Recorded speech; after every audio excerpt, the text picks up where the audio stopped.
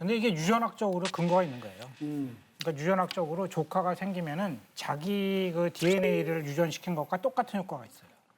그래서 끌리는 거예요. 그렇죠. 네. 그러니까 이건 자연스러운 거예요. 이거에 관해서는 뭐 이론의 여지가 없어요. 근데 연예인들이 이제 조카 바보 하면서 텔레비전에 근데 나오는 제가 거. 그거는 너무 상업적이라고 생각해요. 왜냐하면 요즘에는 연예인 가족 중에 다 울고 먹었어요. 자녀들 아버지, 엄마, 네, 그러니까 아내, 이제 부모, 남편, 뭐다 울고 먹어가지고 이제 조카로. 이제 범위가 확장을 할 수가 없어요. 그런데 이제 사돈까지 한번 울고 먹었던 네, 사돈도 다 했잖아요. 그러니까 이제 진짜 다 있는 사도도 다 있어요. 했어. 그러니까 이제는 조카로 한 거예요. 왜냐하면 그 조카가 좋은 점이 뭐냐면 조카가 일단 어린애라는 거예요. 어린애니까 일단 이제 딱그 시청률이 보장이 보장이 되잖아요. 게다가 이미지를 또 좋게 향상시키는데 굉장히 도움이 되죠. 아이를 좋아하는 하는 포근한 이미지. 그러니까 CF도 들어올 가능성이 있고. 그러니까 제가 보기에는 그 이러는 것은 뭐 방송에서 이제 가족을 그 테마로 하는 것이 시청률이 보장이 된다. 이런 흐름에 편승한 거라고 봐요. 그럼 이제 뭐 고종사촌 뭐 그거 너무 멀잖아요. 그러니까 그리고 조동사촌은 다 어른들이거든요. 고종사촌. 그러니까 타 선생님의 특징이 이렇게 옆에 앉은 사람 이렇게 손잡고 잘 가다가 약간 수틀림 바로 손을 잘라요. 그건 너무 같잖아 이렇게. 아무래도 이제 유전자는 받았는데 딱히 양육의 부담감도 직접적으로 부모가 아니니까 그렇지 전적인 책임이 않지만은 사랑을 줄 수도 있고 책임질 필요가 없으니까 그렇죠. 이쁘잖아요. 예, 그런 형태가 되는 거죠. 그리고 떠나고 싶을 땐 부담 없이 떠날 수 있어. 삼촌 간다. 그래서 가면 되니까. 그런 약간 이중적인 게 있네요. 제가 여섯입니다. 그 형님, 누님 이제 이렇게 해서 이제 조카들이 딱딱 둘둘둘 있어갖고요. 그러니까 돈이 많이 나가겠네요. 그렇죠. 아유 장난 아니죠. 또 하나이가 이제 꼴 보기 싫으면은 또 딴 아이한테 하면 되는 거니까. 되게 자유롭네요. 야, 그러니까 내 아이가 아니어서 아니기 때문에 예. 더 편하게. 곧 비혼식 하시겠네요. 되는 거고. 그러니까 저도 저희 막내가 이제 베트남에서 그 일본 분하고 결혼해서 이제 조카를 낳았어요. 얼마 전에 낳았어요. 이 친구가 이제 가끔 동영상을 보내요.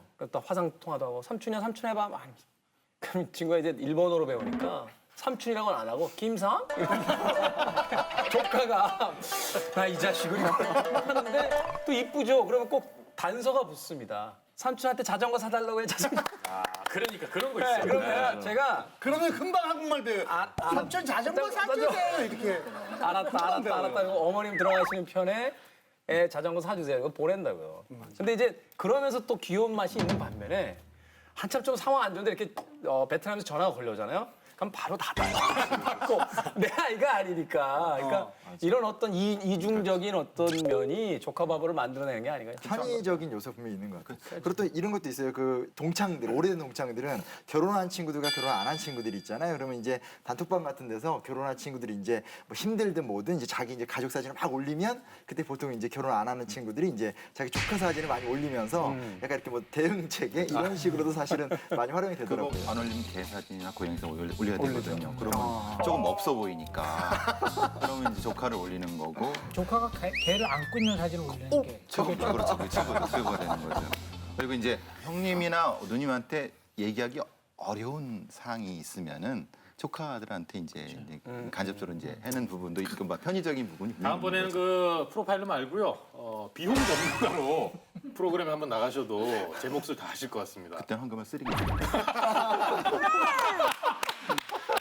기업이 제일 빠르잖아요. 타겟을 딱 정하잖아요. 그래가지고 요즘은 조카 바보인 분들을 공략하는 그 마케팅이 네. 굉장히 활발하게 진행된다고 하더라고요. 이게 저도 잘 몰랐는데 100만 원이 넘는 명품 책가방?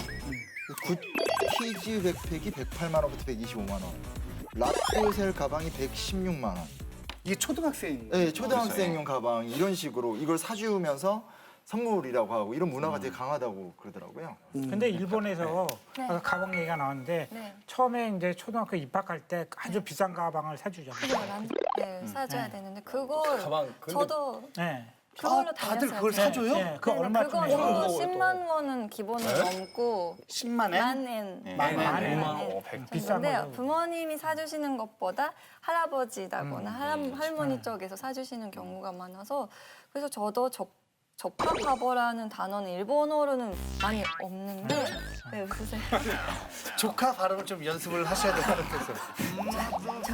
조카 바보가 아니 연습은 딴 데 가서 하시고. 네, 많이 없는데 저는 손자 바보라는 것도 있지 손자 바보. 않을까. 오히려 자식을 키울 때는 책임이 많이 있고 잘 키워야 되니까 너무 욕심도 나고 그러니까 좀 부담이 되는데 오히려 손자가 너무 귀엽기만 하다, 예쁘기만 하다 그런 마음이 있지 않을까. 그 신동엽 씨가 의외로 아이들한테 막 다 사줄 것 같은데 그러시지 않잖아요. 뭐 이렇게 애들 알처럼 된 초콜릿 이런 것도 막 착한 일 해야 사주고. 아니 저는 뭐 아이 때 무슨 뭘 좋은 거를 뭐 사주고 진짜 그건 아닌 것 같아요. 뭐 옷을 비싼 걸 사준다거나 뭐 아니 그러니까 특별하게 뭐 하나 정도 정말 어디 외출할 때 이렇게 뭐 이런 건 모르지만 평소에 애가 나중에 뭐 기억도 못 하고 그리고 애가 그게 무슨 소용이 있을 거면 부모 만족이죠. 예, 그러니까 그래서 그때 갔는데 애들이 후줄근하더라고요. 진짜 약간 후줄근해. 그래서 나 너무 신경 안 쓰는 거 아니라 얼마 전에 장인 장모님이 이제 한강에 식사를 하러 가자고 뭐 이렇게 해서 모처럼 그래가지고 이제 갔어요. 근데 사람들을 많이 만나잖아요. 그 사람들 신동엽 씨 안녕하세요 안녕하세요. 근데 애들인가 보는데 그날따라 더 너무 후줄근한 거야 애들이 추레해가지고 그래서 신경을 애들한테 추레하다는 표현 잘 안 쓰는데. 근데 신경을 안 써도 이거 좀 너무 안 썼나 뭐 근데 뭐 상관없습니다. 애들 뭐야 애들답게 사실 결혼을 안 하면 이제 동거하는 커플이 요즘은 점점 뭐 많죠. 늘겠죠. 느는 추세일 수밖에 없는데 우리가 동거 얘기하면 늘 프랑스 얘기를 하고 예 그리고 동거에 대한 필요성을 알면서도 현실적으로 우리나라 정서상으로는 좀 힘들다. 네. 뭐 이런 얘기를 늘 많이 하거든요. 어때요? 그 결혼의 대안이 좀 될 수 있다고 생각하세요? 요새 최근에 일본에서 사후 이혼을 많이 해요.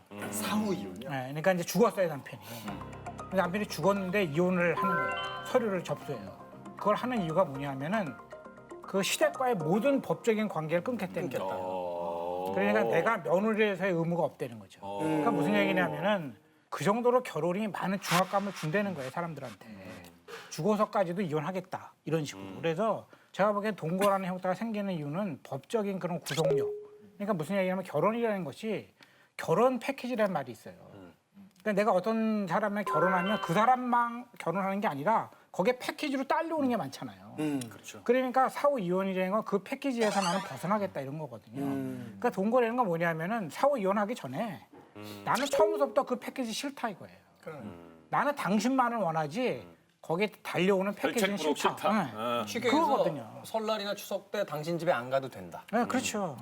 그 저는 근데 이제 동거를 하는 건 뭐 동거할 수 있다고 생각해요. 근데 동거를 해서 애를 낳게 되면은 그 다음부터 이제 문제가 좀 달라지는 거죠.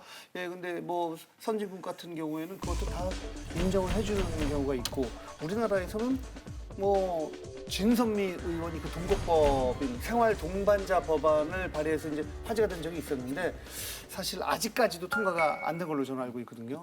이게 번번이 무산되는 이유가 뭘까요? 프랑스 같은 경우가 이제 1999년에 되면서 이제 흔히 말하는 동거 커플이 법적으로 인정을 받는데 가장 중요한 거는 거기에 자녀들이 사회복지 혜택을 받는 가장 핵심적인 그게 부분이죠. 제일 사실. 중요하죠.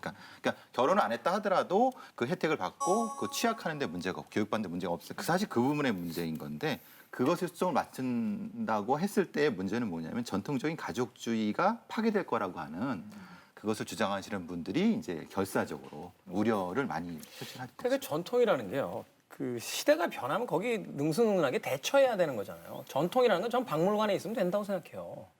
그 시대의 시스템이라는 건 그 시대의 가장 효율적인 방식으로 자꾸 변해줘야 되는 건데 동거 커플에서 태어난 아이들에 대한 인정을 여전히 할 수 없다고 주장하는 사람들의 첫 번째 이유는 이걸 허용하는 순간 사회가 문란해질 거다.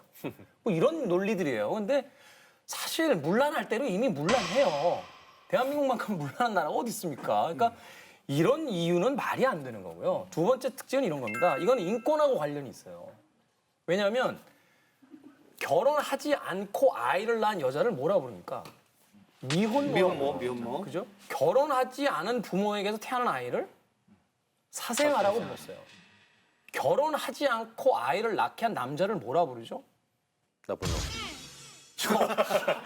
제 역할이 근데- 그런 거라. 예. 사회적 용어가 없어요. 책임을 그렇게 안 안 지니까. 부르죠. 그러니까 뭐냐면 이거는 아 그렇네요 진짜. 이건 사회적 용어가 없어요. 이 얘기는 결국 이 전적인 모든 책임을 여자와 그 아이에게 다 넘긴 거예요. 미혼부라고는 미혼부라고는 안 하죠. 하지 않아요. 그러니까 이건 정말 남성 중심적 사회에서 결혼하지 않고 남성들이 사실 그 자기들의 어떤 편의에 의해서 벌였던 여러 가지 일들을 여성과 아이에게 책임을 전가시켜 버린 거거든요. 그 자기들은 빠져나간 거예요. 그냥 실수한 남자. 그렇죠. 그냥 자연히 남자가 그럴 수 있지 뭐 이런 식인 거고 이 미혼모와 아이의 문제는 엄밀히 이야기하면 이건 인권의 문제예요. 이건 반드시 해결을 하고 넘어가야 될 문제라고요.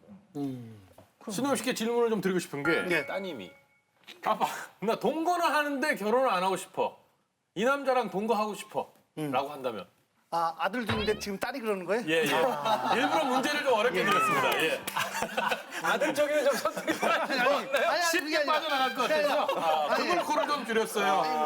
그런 얘기를 한다면 제가 볼 땐 아들이 그런 얘기를 할 것 같아서 저는 그러는데 예. 딸이 한다. 저는 진짜 예전에는 약간 좀 헷갈렸던 부분인데 지금은 전적으로 모든 건 아이들이 책임지고 아이들이 실행을 하고 거기서 깨닫고 후회를 하건 아니면 거기서 뭔가 더 나은 행복을 찾아서 간다면 저는 응원하고 박수 칠 거예요. 아빠 근데 동거를 하는데 나는 강남에 이제 전세 하나만 얻어줘요. 그럼 일단 그 데려가요.